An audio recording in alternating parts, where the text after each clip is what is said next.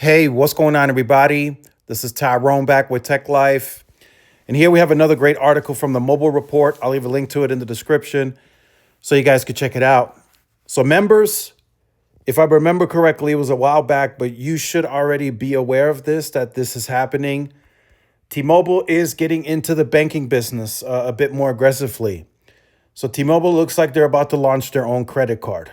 I was told, this is just the information that I received. I think it was even more than a month ago, to be honest. I was made aware of it very early when the first few meetings started about the card. That they plan on launching it in early fall. That's what I heard, around August timeframe is when they plan to launch the card. That's what I've heard. Could be sooner now. Stuff is always changing. But one big question, right? What does this really do for T-Mobile? They're late to the game on the credit cards. We all know AT&T and Verizon had credit cards for many, many years now. And now that credit cards are no longer allowed for auto pay discounts, right? What does this really do for T-Mobile? So this is what the card is apparently supposed to look like. Capital One, you got a T-Mobile symbol on it. But maybe you can start maybe financing some T-Mobile items on that card. I mean, you can probably finance anything on the credit card since it's a credit card, but maybe T-Mobile can give you certain discounts from buying directly from them using this card, right? It's a possibility, right? I'm not saying that will happen. I'm just saying it's a possibility. So I'm speculating at this point because, we really have nothing official as to what this card will offer. We don't even know the amount of percentage of cash back. I mean, we don't know anything of that, at least officially. We can only guesstimate by looking at what Verizon and AT&T offer, right? But it's through a third party. It's through a bank. So T-Mobile directly doesn't own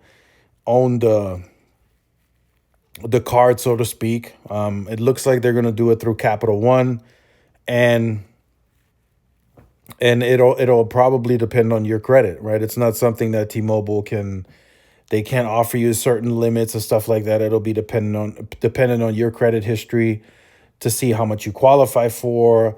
So I don't know what this really does for T-Mobile, right? And the same with Verizon and AT&T. I don't really know what it does for them.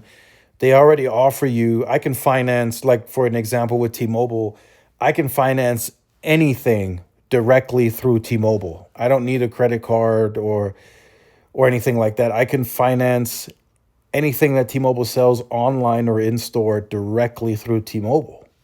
I can finance AirPods, charging cords, cases, screen protector.